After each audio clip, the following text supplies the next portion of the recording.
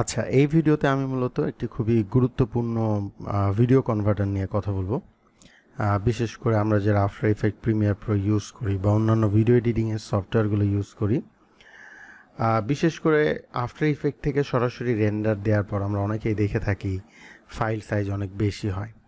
আবার অনেক সময় আমাদের কাছে মিডিয়া ইনকোডার থাকে না। অ্যাডোবির মিডিয়া ইনকোডার না থাকার ফলে আমরা সরাসরি আফটার ইফেক্ট থেকে মিডিয়া ইনকোডারে লিঙ্ক করে রেন্ডার দিতে পারি না, অথবা মিডিয়া ইনকোডার অনেক সময় আফটার ইফেক্টের ভার্সনের সাথে ম্যাচ না করলে সেক্ষেত্রে আমরা দেখে থাকি যে অনেক ধরনের প্যারা খাইতে হয়। সো আমরা এখন যেই টুলসটা নিয়ে কথা বলবো বা যেই সফটওয়্যারটা নিয়ে কথা বলবো, এই সফটওয়্যারটা মূলত আমরা যে কোনো ধরনের ভিডিওকে আমরা অপটিমাইজ করতে পারি। যেমন একটা বড়, বিশেষ করে আফটার ইফেক্ট থেকে আপনি একটা ফাইল রেন্ডার দিলেন, দেখা গেল যে সেইটা অনেক বড় সাইজ হয়ে গেল সরাসরি রেন্ডার দেওয়ার পর। বাট ওইটাকে ইজিলি আমরা বিভিন্ন ফরম্যাট, যেমন এমকেভি বা MP4 ফরম্যাটে আমরা সেটাকে খুব ইজিলি রেন্ডার দিতে পারি, এবং সবচেয়ে ভালো যে ব্যাপারটা, যে সাইজটাকেও আমরা অনেকটা কমিয়ে নিয়ে আসতে পারি।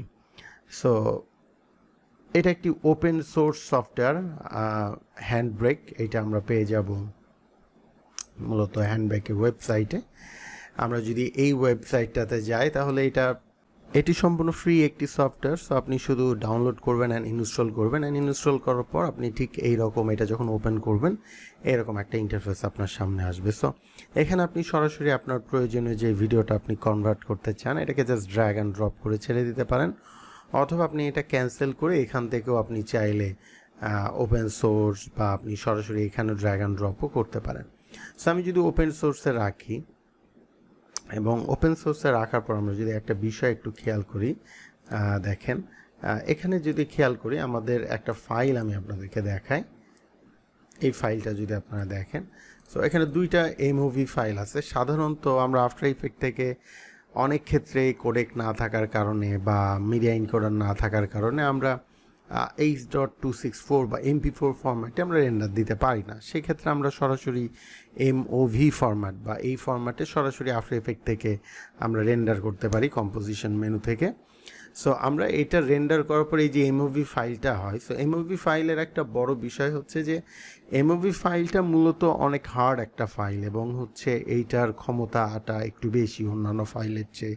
এটা সহজে নষ্ট হবে না, বাট সাধারণ এইটার যে মানে যেটাকে একটু বড় সমস্যা হিসাবে দেখা হয় সেটা হচ্ছে যে এই ফাইলটার সাইজটা অনেক বেশি হয়। আমরা যদি এখানে একটু খেয়াল করি, এটা মাত্র 13 সেকেন্ডের একটা ডকুমেন্ট, বাট এটা সাইজ হচ্ছে 580 মেগাবাইট, যেটা অনেক বেশি।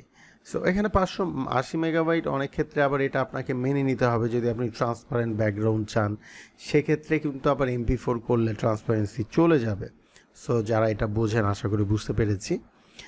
সো এখান থেকে আমরা হচ্ছে, কিন্তু এমন অনেক ভিডিও আছে যেগুলো আমরা রেন্ডার করি কিন্তু আমাদের সাইজ কমানো দরকার হয়। অনেক সময় ক্লায়েন্ট চাই যে তার ওয়েবসাইটের জন্য ফাইল সাইজটা অনেক বেশি। সো সেই ক্ষেত্রে আপনি কীভাবে অপটিমাইজ করবেন? সো এটার জন্য বেস্ট ওয়ে হচ্ছে এই হ্যান্ডব্রেক সফটওয়্যারটা, যেটার মাধ্যমে আপনি খুব সহজেই সাইজ কমিয়ে নিয়ে আসতে পারেন। যেমন এই এমওভি ফাইলটা দিয়ে আমরা যদি ট্রাই করি, এইটা একটা সানফ্লাওয়ার ফুটেজ। সো এইটাকে যদি এইটা দেখেন, এটাও মোটামুটি 13 সেকেন্ডের, তবে এইটার সাইজটা তুলনামূলক কম, 124 মেগাবাইট। সো এটাকে যদি আপনি আরও কমিয়ে নিয়ে আসতে চান তাহলে কি করবেন? জাস্ট এটাকে ড্র্যাগ করেন, এটাকে ড্র্যাগ করে হ্যান্ড ব্রেকের মধ্যে নিয়ে যান, এবং আপনি যদি এখানে ছেড়ে দেন, ছেড়ে দিলে মূলত এটা এখানে ইম্পোর্ট হয়ে গেল। ইম্পোর্ট হওয়ার পর এখন আপনার কাজটা কি হবে? আপনি প্রথমে কি ফরম্যাটে চাচ্ছেন, সামারি থেকে এই ফরম্যাটটা আপনি এখান থেকে 3টা format available, MP4, MKV and WebM। So এই 3টার মধ্যে আমাদের সবচেয়ে পপুলার 2টা ফরম্যাট আমরা জেনে থাকি বা ইউজ করে থাকি, সেটা হচ্ছে কি MP4 অ্যান্ড MKV। আচ্ছা, আপনি যদি এটাকে ওয়েব অপটিমাইজ হিসাবে ইউজ করতে চান সেক্ষেত্রে এখানে ওয়েব অপটিমাইজ করে ফেলতে পারেন। একই সাথে আপনি যদি এটাকে ডাইমেনশনে যান, ডাইমেনশন থেকে আপনি চাইলে এটাকে ডাইমেনশন ক্রপ করতে পারেন। আপনি চাইলে এটার যে এক্স্যাক্ট ডাইমেনশন আছে সেটাই রাখতে পারেন। সো এখানে অবশ্যই খেয়াল রাখবেন যে আপনার ডাইমেনশন কোনো দিক থেকে কম বেশি হলো কিনা, বাট আপনি এটাকে চাইলে বিভিন্নভাবে কাটাকাটিও করতে পারবেন। বাট আমি মনে করি যে ভিডিওর এক্স্যাক্ট এক্সপেক্ট রেশিওটা ঠিক রাখা। ফিল্টারে আমাদের কোনো কিছু করার কোনো দরকার নাই, ফিল্টার অপশনটাতে এখানে খুব আমরা হাত দিবই না। ভিডিও অপশন এই জায়গাটায় এসে আমরা ফাইল সাইজটাকে কি পরিমাণ অপটিমাইজ করব বা ফাইল সাইজটাকে কি পরিমাণ কমাতে চাই, মূলত এই জায়গায় এটা নির্ভর করবে। সো আমরা ভিডিও কোডেকটা সবসময় এইটাই রাখতে পারি, H.264 MP4 এর কমন একটা ফরম্যাট। আমরা চাইলে ফ্রেম রেটটা কমানোর মাধ্যমেও কিন্তু ফাইল সাইজ কমিয়ে ফেলতে পারি, বাট আমি সাধারণত যখন করি তখন এইটা ফ্রেম রেট আমি সেম রাখারই চেষ্টা করি। আমি যেটা করি সেটা হচ্ছে কোয়ালিটিটাকে আমি জাস্ট এখান থেকে একটু ম্যানিপুলেট করি। সেটা কি যে আমি এটাকে একটু যদি মনে করি যে আমি একটু বেটার কোয়ালিটির দিকে যাব, তাহলে এখান থেকে আমি পার্সেন্টেজটা, এই যে কনস্ট্যান্ট কোয়ালিটি পার্সেন্টেজটা যত কমের দিকে যাবে ভিডিওটা ততটা আর কি কোয়ালিটিটা কাছাকাছি থাকবে, অরিজিনালের কাছাকাছি থাকবে। এবং আপনি এই দিকে যত বেশি যাবেন, অর্থাৎ যত পার্সেন্ট বেশি যাবেন 20, এটার ভিডিও কোয়ালিটি মানে তত একটু লোয়ের দিকে যাবে। ঠিক আছে, আমি হয়তো বোঝাতে পারছি। মানে আপনি যদি দুইটাকে পার্থক্য করেন, খুবই সাধারণ কিছু পার্থক্য চোখে পড়বে রেজুলেশনের, এর বেশি কিছু না। আমি যেটা সাধারণত করে থাকি, এটাকেই আমি 20 দিয়ে সাধারণত ফুল 20 কোয়ালিটি রেখে রেন্ডার করি। অ্যান্ড দেন বাকি যেগুলো আছে এগুলো তো আমাদের করার কিছু নয়, অডিও বা এগুলো অটোমেটিক অডিও থাকলে এখানে অডিও নিয়ে নিবে, সাবটাইটেল বা এগুলো থাকলে এগুলো অটোমেটিক এখানে নিয়ে নিবে, বা আপনি আলাদাভাবে অ্যাড করতে পারেন। সো এইগুলো সব কিছু আপনার করার পর এখান থেকে জাস্ট এটা অ্যাড করে আপনি যদি নর্মালি জাস্ট এখানে এটা অ্যাড করেন অ্যান্ড ভিডিওতে জাস্ট কোয়ালিটিটা চেঞ্জ করে দেন, এই দুইটা কাজ করলেও আপনার হবে, এর বেশি কিছু করার দরকার হবে না। এরপরে যেটা গুরুত্বপূর্ণ বিষয় যে আপনার ফাইলটা কোথায় আসলে সেভ হবে, আপনি যে ফাইলটাকে রেন্ডার করছেন এখান থেকে নিয়ে সেটা কোথায় সেভ হবে, এইটা কিন্তু সিলেক্ট করে দেওয়াটা জরুরি। আমি যদি এটাকে ব্রাউজে যাই এবং ব্রাউজ থেকে আমাকে মূলত এটা দেখাই দিতে হবে যে আমি কোথায় এটা সেভ করবো। সো আসেন আমি এখন এটাকে আপাতত ডেস্কটপে সেভ করি অ্যান্ড সেভে ক্লিক করি। দেন আমি যদি এখান থেকে এই যে স্টার্ট ইনকোডে ক্লিক করি, তাহলে এটা রেন্ডার শুরু হবে। আপনি যে জাস্ট একটা ভিডিও করবেন ব্যাপারটা এরকম না, আপনি একসাথে চাইলে 10টা 12টাও করতে পারেন, অ্যাড টু কিউ এর মাধ্যমে আপনি এটা করতে পারেন। পাশাপাশি আপনি যদি ভিডিওর থাম্বনেল প্রিভিউটাকেও যদি এখান থেকে আপনি চান যে একটু পরিবর্তন করতে, সেটাও কিন্তু এটা অনেকটা হেল্প করে। যদিও আমি দেখেছি যে বিশেষ করে সোশ্যাল মিডিয়া প্ল্যাটফর্মে এটা সবসময় অ্যাকুরেট কাজ করে না, তারপরেও আপনি এই থাম্বনেলগুলো আপনার মতো করে এখানে চেঞ্জ করতে পারেন।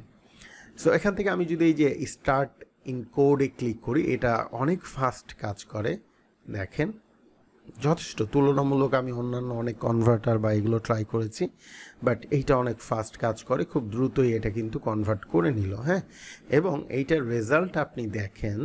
আমি যদি এটাকে এখান থেকে ওপেন করি, প্রথমত সাইজটা যদি আমরা দেখি, এমওভি ফাইল ছিল এটা, এমওভি ফাইল থেকে এটা হয়ে গেছে কিন্তু MP4।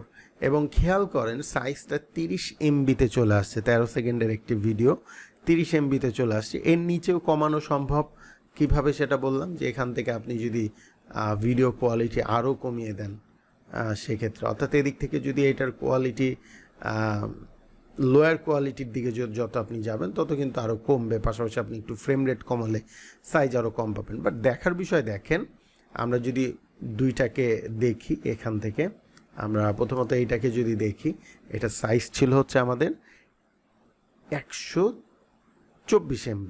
সো আমরা বলতে পারি অলমোস্ট 100 MB কিন্তু এখানে কমেই গেছে। হ্যাঁ, এখানে আমরা যদি দেখি এটা আমাদের কোথায় চলে আসছে, 30 MB-তে। ঠিক আছে, পাশাপাশি আমরা যদি একটু কোয়ালিটিটা চেক করি, এই ভিডিওটা একবার ওপেন করি আমরা, দেখেন এটার কোয়ালিটিটা। এবং একইভাবে আমরা যদি এইটাকে ওপেন করি,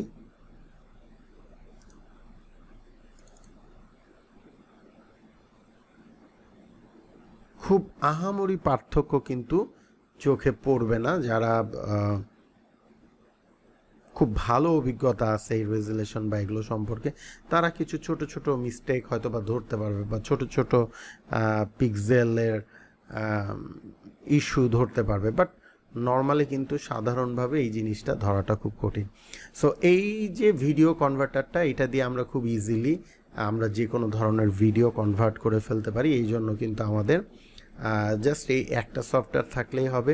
আমাদের যদি মিডিয়া এনকোডার নাও থাকে, আমরা আফটার ইফেক্ট থেকে সরাসরি রেন্ডার করে এটার মাধ্যমে রেন্ডার করতে পারি।